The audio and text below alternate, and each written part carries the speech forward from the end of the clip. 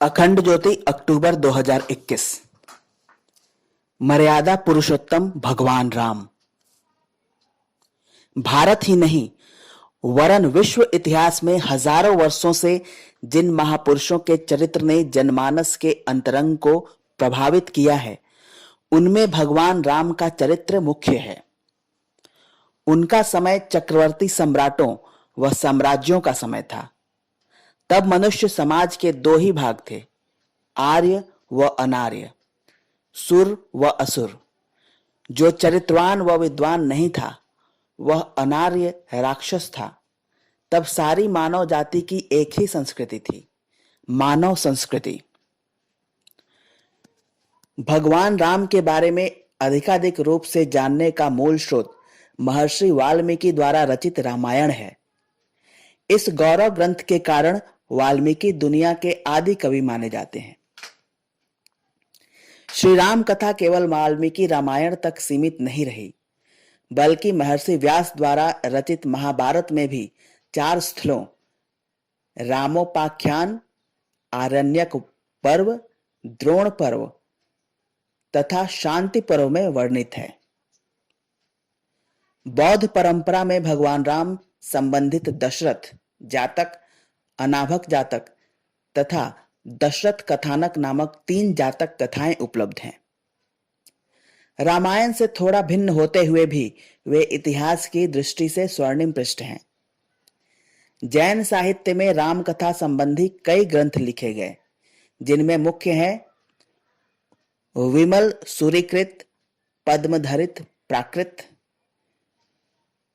रविसेनाचार्यकृत पद्म पुराण संस्कृत, स्वयंभूकृत पद्मचरित्र अपभ्रंश, रामचंद्र चरित्र पुराण तथा गुणभद्रकृत उत्तर पुराण संस्कृत। अन्य अनेक भारतीय भाषाओं में भी राम कथा लिखी गई। हिंदी एवं सहयोगी भाषाओं में कम से कम 11, मराठी में 8, बांग्ला में 25, तमिल में 12, तेलुगु में 5 तथा उड़िया में 6 रामायणें मिलती हैं। हिंदी में लिखित गोस्वामी तुलसीदास कृत रामचरितमानस ने उत्तर भारत में विशेष स्थान पाया। इसके अतिरिक्त भी संस्कृत, गुजराती, मलयालम, कन्नड़, असमिया, उर्दू, अरबी, फारसी आदि भाषाओं में भी भगवान राम की कथा लिखी गई। महाकवि कालिदास, भास, भट्टी, प्रवरसेन, क्षेमेंद्र, भवभूति, राजशेखर, कुमारदास, विश्वनाथ, सोमदेव, गुणदत्त, नारद, लोमेश, मैथिली शरण गुप्त, केशव दास, गुरु गोविंद सिंह, समर्थ गुरु रामदास, संत तुकाडो जी आदि 400 से भी अधिक कवियों संतों ने अलग अलग भाषाओं में भगवान राम की लीला गाथा तथा रामायण के दूसरे पात्रों के बारे में काव्यों, कविताओं की रचना की है। विदेश में तिब्बती रामायण, पूर्वी तुर्किस्तान की खोतानी रामायण, इंडोनेशिया की ककबिन रामायण, जावा की सेरत राम, सैरी राम, राम कैलिंग, पातानी राम कथा, इंडो चाइना की राम केंती, राम कीर्ति, खमेर रामायण, वर्मा म्यांमार की दूतों की रामायारान, थाईलैंड की रामकियन आदि रामचरित का बखूबी बखान करती हैं। इसके अलावा विद्वानों का ऐसा भी मानना है कि ग्रीस के कवि होमर के प्राचीन काव्य इलियाड, रोम के कवि नोनस कृति डायोनीशिया तथा रामायण को लिखने की शैली में समानता है। विश्व साहित्य में इतने विशाल एवं विस्तृत रूप से विभिन्न देशों में विभिन्न कवियों, लेखकों द्वारा भगवान राम के अलावा किसी और चरित्र का इतनी श्रद्धा से वर्णन नहीं किया गया है। देश विदेश में भगवान राम, लक्ष्मण, सीता, हनुमान आदि के सैकड़ों नहीं हजारों मंदिरों का निर्माण किया गया।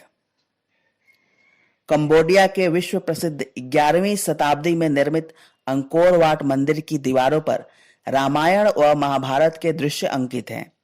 इसी तरह 9वीं सदी में निर्मित जावा के परम्बनन परब्रह्म नामक विशाल शिव मंदिर की भित्तिकाओं पर रामायण की चित्रावली अंकित है। रामायण से संबंधित सैकड़ों मृण मूर्तियां टेराकोटा हरियाणा प्रदेश के सिरसा, हाट, नचारखेड़ा, हिसार, जिंद, संथाय, यमुनानगर, उत्तर प्रदेश के कौशाम्बी, इलाहाबाद, अहिछत्र, बरेली, कटिंगघर, एटा तथा राजस्थान के भादरा, श्री गंगानगर आदि जगहों से प्राप्त हुई हैं।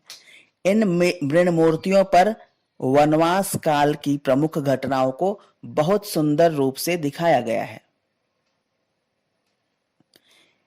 इनमें मुख्य है भगवान राम, माता सीता एवं लक्ष्मण का पंचवटी गमन, मारीच त्रिशिरा राक्षस द्वारा खर दूषण से विचार विमर्श और भगवान राम द्वारा राक्षसों के वध का वर्णन, रावण द्वारा माता सीता का हरण, सुग्रीव आदि द्वारा माता सीता को आभूषण फेंकते देखना, सुग्रीव द्वारा भगवान राम का स्वागत, सुग्रीव बाले युद्ध, श्री राम द्वारा बाली वध, बजरंग बली हनुमान द्वारा अशोक वाटिका को नष्ट किया जाना, रावण पुत्र इंद्रजित का युद्ध में जाना आदि। इन मृण मूर्तियों पर गुप्त काल से पूर्व की लिपि में वाल्मीकि रामायण के श्लोक भी लिखे गए हैं। ये मृण मूर्तियां हरियाणा के गुरुकुल झज्जर के पुरातत्व संग्रहालय में देखी जा सकती हैं। इसके अलावा सैकड़ों मृण मूर्तियां भारत के विभिन्न संग्रहालयों तथा लंदन संग्रहालय में संग्रहित है। कुषाण सम्राट कनिष्क ने अपनी मुद्रा पर वायु देवता हनुमान को स्थान दिया था। अकबर ने अपनी स्वर्ण मुद्रा पर भगवान राम, माता सीता को चित्रित किया था।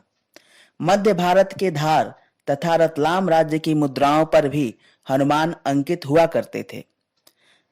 संतों द्वारा प्रचलित पीतल की मुद्राओं पर भगवान राम आदि चारों भाई, सीता तथा हनुमान को दिखाया गया है।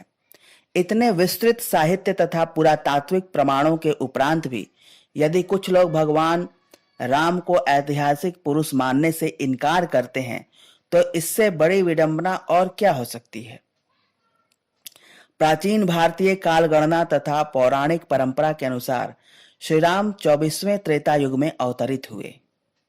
वाल्मीकि रामायण तथा अन्य रामायणों, रामचरित्रों को छोड़कर अन्य प्राचीन ग्रंथों में भगवान राम, लक्ष्मण एवं उनके अवतरण के काल के विषय में 4 मुख्य संदर्भ मिलते हैं।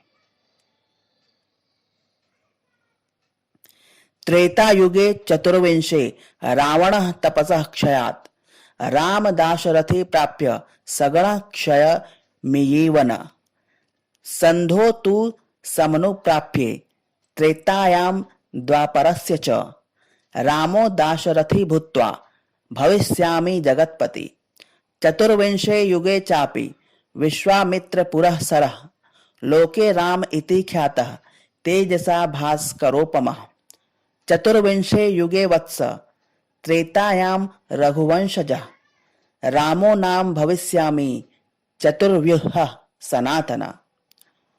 उपरोक्त संदर्भों के आधार पर यही सत्य प्रतीत होता है कि भगवान राम, रावण, ऋषि विश्वामित्र 24वें त्रेता युग में थे। 4-5 पीढ़ियां पूर्व अगर कोई व्यक्ति बिना संतान के मर गया तो उसके सिद्ध करने के लिए हमारे पास शायद कोई प्राकृतिक प्रमाण नहीं मिलता अथवा उसके बारे में कोई जनश्रुति नहीं मिलती, तो उसके अस्तित्व का कैसे सिद्ध किया जाए। आज के समय में देश में अथवा विदेशों में राज्य करने वाले प्रधानमंत्रियों तथा राष्ट्रपतियों के बारे में 1000 वर्षों के बाद में कोई प्रमाण मांगे तो उस समय केवल पुस्तकीय विवरण तथा जनश्रुति ही उनके इतिहास को बता सकते हैं। नासा अमेरिका एजेंसी के जेमिनी 11 आकाशयान स्पेसक्राफ्ट द्वारा सन 2004 में एडम ब्रिज यानी राम सेतु के लिए गए चित्रों के वैज्ञानिक विश्लेषण के आधार पर कहा गया था कि भारत तथा श्रीलंका को जोड़ने वाले पुल के ये अवशेष इस ओर इशारा करते हैं कि किसी समय इस राम सेतु का निर्माण पौराणिक आख्यानों के अनुसार ही हुआ होगा।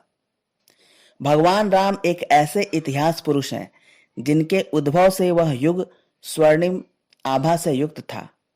गणना चाहे जो भी हो, उनकी कीर्ति, प्रतिष्ठा एवं सम्मान अतुलनीय थे और आज भी भगवान राम जन जन के हृदय में प्रतिष्ठित मर्यादा पुरुषोत्तम है। समाप्त।